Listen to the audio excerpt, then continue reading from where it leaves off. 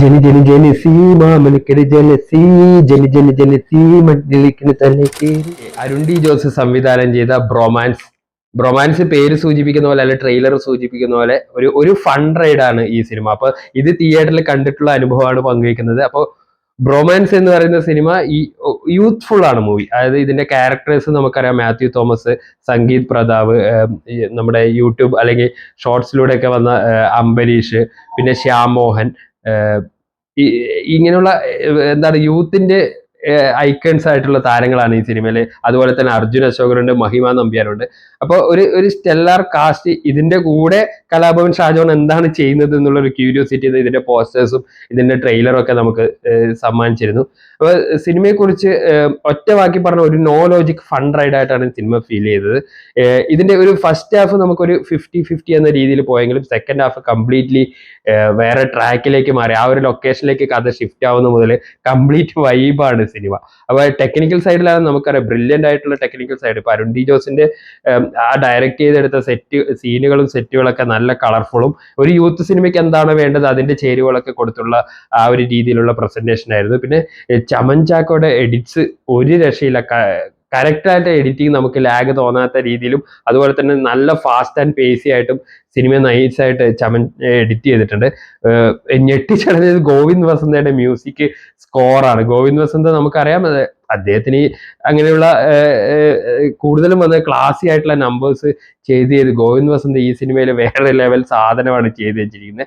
Complete വൈബാണ് cinema. അപ്പോൾ ഈ സിനിമയുടെ നമുക്ക് ന്യൂജൻ ആയിട്ടുള്ള കുറെ ടേംസും അതിന്റെ എൻജോയ്മെന്റ് ഇതാണ്. അപ്പൊ അതിനകത്ത് എഗ്രി ചെയ്യുന്നവർ ഡിസഗ്രി ചെയ്യുന്നവരും ഉണ്ടാവും. അതിന്റെ ഒരു തീം സോങ്ങിൽ തന്നെ എന്താണ് ജെനിസി മാമനക്ക് ജലസി, അതായത് ഒരു ഏജ് കഴിഞ്ഞവർക്ക് ജലസി കൊണ്ടോ എന്തുകൊണ്ടോ നമുക്ക് ഇതിനോട് എൻജോയ് ചെയ്യാൻ പറ്റാത്ത രീതിയിൽ തോന്നുന്നവരും ഉണ്ടാവാം. പക്ഷെ ഈ സിനിമ കംപ്ലീറ്റ് വൈബാണ്. അത് എടുത്തു പറയേണ്ട ഒരു ഘടകം ഇതിന്റെ സെക്കൻഡ് ഹാഫിൽ സംഗീത് പ്രതാവും അത് അർജുൻ അശോകൻ ഒരു പെർട്ടിക്കുലർ ഇൻസിഡന്റിന് ശേഷം അദ്ദേഹത്തിന് വരുന്ന മാറ്റങ്ങളുമാണ്. പിന്നെ ഇത്രയും പുരുഷ കഥാപാത്രത്തിന്റെ ഇടയ്ക്ക് മഹിമയുടെ ആ ഒരു ക്യാരക്ടർ നല്ല ഇമ്പോർട്ടന്റ് ആയിട്ടുള്ള റോളും ആ സിനിമയ്ക്ക് വേണ്ട രീതിയിലുള്ള എക്സ്പ്രഷൻ കൊടുത്തിട്ട് മഹിമയും സിനിമ കളർഫുൾ ആക്കുന്നതിൽ ഒരു പ്രധാന പങ്ക് വഹിച്ചിട്ടുണ്ട്. പിന്നെ പ്രേമലുവിന് ശേഷം അറിയാം നമുക്ക് ശ്യാമോ അദ്ദേഹത്തിനെ ബേസ് ചെയ്തിട്ടാണ് സിനിമയുടെ കഥ മൊത്തം പോകുന്നത്.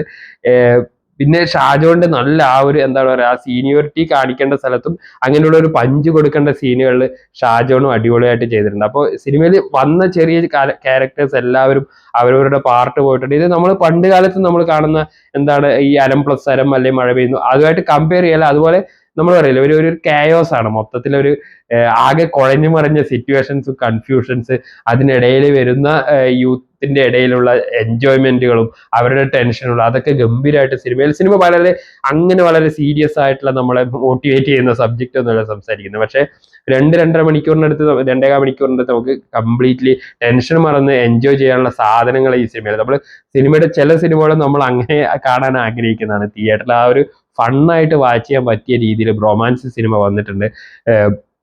പിന്നെ ഈ പേര് ബ്രോമാൻസ് എന്ന് പറയുന്ന ബ്രദേഴ്സിന് തമ്മിലുള്ള സ്നേഹം അത് അങ്ങനെ ഭയങ്കരമായിട്ട് ഒരു പ്രീച്ചി ആയിട്ട് അങ്ങനെ നമ്മളെ ഇൻഡയറക്റ്റ് ആയിട്ടാണ് നമ്മൾ കാണിക്കുന്നത്, ഡയറക്റ്റ് ആയിട്ടല്ല. അത് മാത്യുവും ശ്യാമോഹനും തമ്മിലുള്ള റിലേഷൻ ശരിക്കും എസ്റ്റാബ്ലിഷ്ഡ് ആവുന്നുമുണ്ട്. അപ്പോൾ അതിൽ ആർക്കാണ് കൂടുതൽ ഇമ്പോർട്ടൻസ് കൊടുക്കുന്നത്, ഒരാൾക്ക് ഇതിൽ ആരാണ് അതിൽ എന്താ പറയാ കുറച്ച് സിൻസിയർ ആയിട്ടുള്ളത്, അങ്ങനെ പല സാധനങ്ങൾ അതിനകത്ത് പറഞ്ഞു പോകുന്നുണ്ട് മൊത്തത്തിൽ. പിന്നെ മാത്യുവിന്റെയും ഒരു കൈവിട്ടു പോകാവുന്ന ഒരു ക്യാരക്ടറാണ്. മാത്യുവിന്റെ ഒരു ഹൈപ്പർ ടെൻഷൻ ആയിട്ടുള്ള, നമുക്ക് തുടക്കത്തിൽ ഭയങ്കര ലൗഡായിട്ട് തോന്നുന്ന ആ ക്യാരക്ടർ, പക്ഷെ ആ സെക്കൻഡ് ഹാഫിലേക്ക് വരുന്ന കോൺഫ്ലിക്റ്റിലൂടെ സഞ്ചരിക്കുമ്പോൾ, അതിലുള്ള പ്രശ്നങ്ങളിലൂടെ സഞ്ചരിക്കുമ്പോൾ ആ ക്യാരക്ടർ ഇതിനകത്ത് ഭയങ്കരമായിട്ടുള്ള ഒരു ഫൺ എലമെന്റ്. പക്ഷെ സംഗീത് പ്രതാപ് മച്ചൻ പൊളിച്ചു. സംഗീത് പ്രതാപിന്റെ വൺ ടൈം എന്താണ് കൗണ്ടർ, ആ ഇമ്മീഡിയറ്റ് ആയിട്ടുള്ള കൗണ്ടറാണ് പുള്ളി ആ സീനിലേക്ക് കൊടുക്കുന്നത്.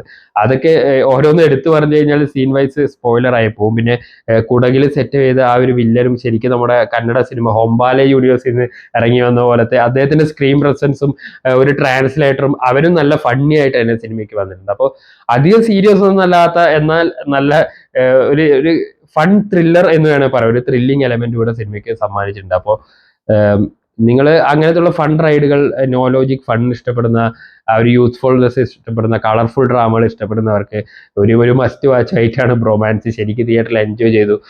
നല്ല നിറഞ്ഞ സദസ്സിൽ കാണികളുടെ ഇടയിൽ നിന്ന് കാണുമ്പോൾ ഫുൾ വൈബായിട്ട് കാണാവുന്ന ഒരു അടിപൊളി മൂവിയാണ് ബ്രോമാൻസ്. അപ്പോൾ ബ്രോമാൻസ് കണ്ട പ്രേക്ഷകരുണ്ടെങ്കിൽ നിങ്ങളുടെ അനുഭവങ്ങൾ പങ്കുവയ്ക്കൂ. Thank you.